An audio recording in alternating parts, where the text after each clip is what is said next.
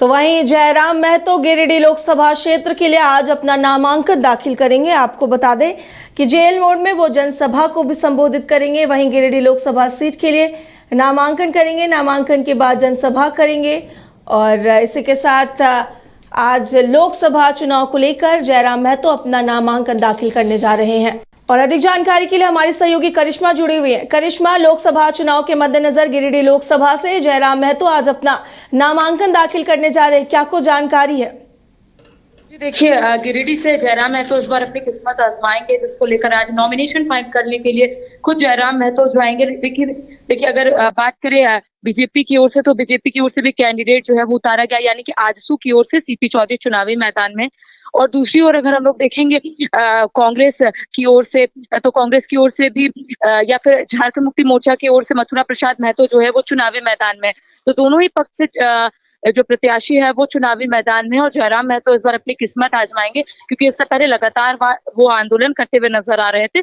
और इस बार उन्होंने पहले ही घोषणा कर दी थी कि गिरिडीह से वो अपनी किस्मत आजमाएंगे। और यही माना जा रहा है कि इस बार गिरिडीह में त्रिकोणीय जो मुकाबला है वो देखने को मिलेगा, क्योंकि तीनों जो कैंडिडेट है, या फिर मथुरा प्रसाद महतो की बात कर लेंगे जिसको झामुमो की ओर से टिकट दिया गया है, इसके साथ ही अगर हम लोग आजसू की बात करेंगे तो सीपी चौधरी चुनावी मैदान में। अब जयराम महतो अपनी किस्मत आजमाएंगे, तो माना जा रहा है कि वहां पर त्रिकोणीय मुकाबला जो है वो देखने को मिल सकता है, क्योंकि तीनों ही कैंडिडेट जो है वो कुर्मी है। और अगर हम लोग गिरिडीह की बात करेंगे तो गिरिडीह में जो कुर्मी वोटर्स है उनकी संख्या ज्यादा है। तो ऐसे में आने वाले समय में चीजें और स्पष्ट होगी। लेकिन आज जयराम महतो अपने समर्थकों के साथ सीधा डीसी ऑफिस जाएंगे, समंडाले जाएंगे और वहां पर नॉमिनेशन फाइल करेंगे। इसके साथ ही कई निर्दलीय जो प्रत्याशी है वो भी इस बार अपनी किस्मत आजमा रहे हैं, क्योंकि अगर हम लोग गिरिडीह की बात करेंगे तो गिरिडीह जो है वो आजसू का गढ़ है, क्योंकि सीपी चौधरी वहां के अभी सांसद है। और ऐसे में आजसू की ओर से तमाम जो कोशिशें है वो की जा रही है ताकि जो सीटिंग सीट है आजसू की वो आजसू के हाथ से ना जाए। तो कह सकते हैं कि जयराम महतो पूरे तरीके से कमर कस लिए हैं कि इस बार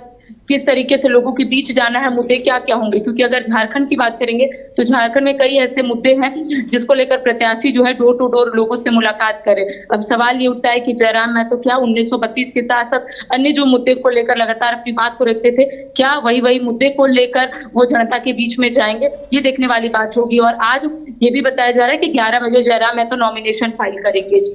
जी करिश्मा, बिल्कुल जयराम महतो नॉमिनेशन फाइल करने जा रहे हैं। और कौन से बड़े चेहरे हैं जो इनके समर्थन में, इनके नॉमिनेशन में शामिल हो रहे हैं?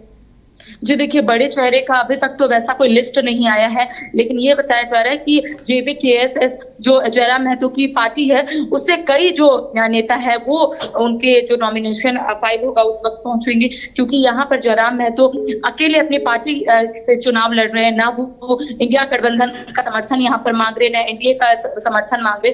तो कह सकते हैं कि जो उनकी पार्टी के लोग हैं वो उनके साथ उपस्थित रहेंगे। जी करिश्मा, बिल्कुल इन तमाम जानकारी के लिए आपका शुक्रिया।